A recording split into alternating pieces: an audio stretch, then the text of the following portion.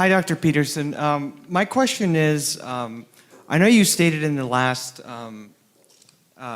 lecture that the importance for setting aims in life and to kind of have goals to work towards, right? So my question was, how do you do that if you don't know where you want to go? Because that's kind of where I got stuck on your future authoring program.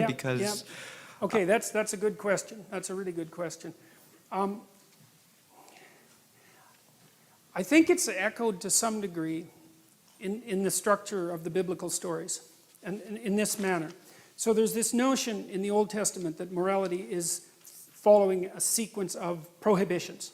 There's a bunch of bad things you shouldn't do, and then basically you're good enough.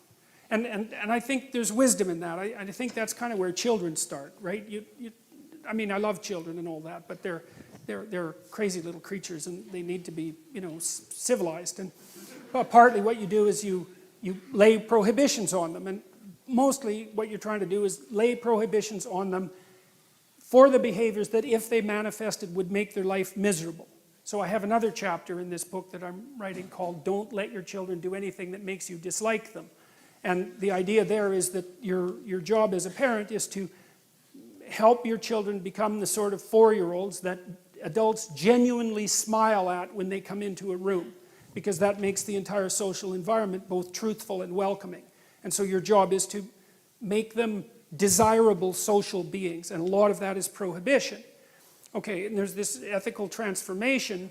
It happens to some degree in the tradition of in the prophetic tradition, where there's a spirit that seemed in some sense to rise above the law. But there's a real transformation between the Old Testament and the New Testament, because the Old Testament is prohibition and the New Testament is, well, here's the good things you do once you're more than merely prohibiting yourself from impulsive sin, let's say. There's a positive good to be accomplished.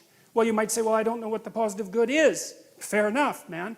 So this is why this thing that I've said to people has become this crazy internet meme, but that's to clean up your room, and which is a lot better and more useful than people think. It's a lot harder too, but the first thing you do, I think, and I learned this in part from Solzhenitsyn when he was trying to iron out his soul when he was in the Gulag, because he was trying to figure out how he got there, how he contributed to how he got there.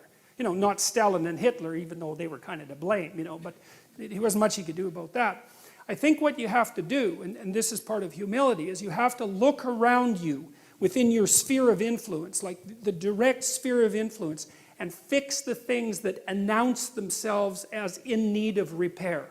And those are often small things, and they can be like your room. Put it in order, because the thing is, it isn't exactly so important that your room is in order, although it is.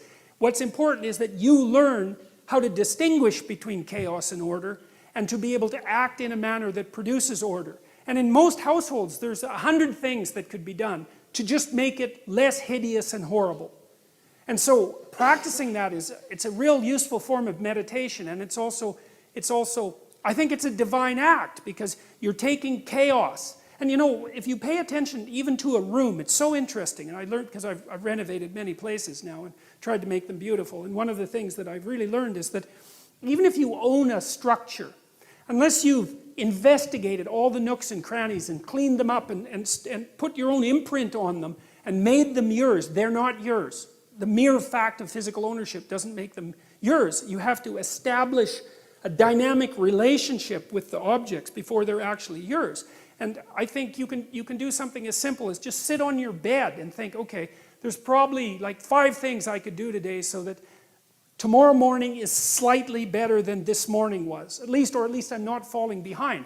And those will usually be, it's like having to eat a toad in the morning, right? It's like, it's not going to be something you want to do. There'll be things you're trying to avoid. They're snakes, essentially. But if you ask yourself, like you're asking someone, which I think is a form of prayer, if you ask yourself, instead of telling yourself, what is it that I could do to set things more right today, that I would actually do? It's usually some small thing, because you're not that disciplined, Then you can go do it. And then you put the world together a little more when you do that. And that spreads out. But you also construct yourself into something that's better able to call order forth from chaos. And that makes you just incrementally stronger. And then the next day, you can maybe take on a slightly larger task. And like, you get the benefit of compound interest if you do that. It's a tremendously powerful technique. And I think if you do that, at some point, instead of just having to fix things up that are not good, you'll start to get a glimmer of the positive things that you could do, you know, the positive things that you could do that would actually constitute a vision. And that's what I would recommend.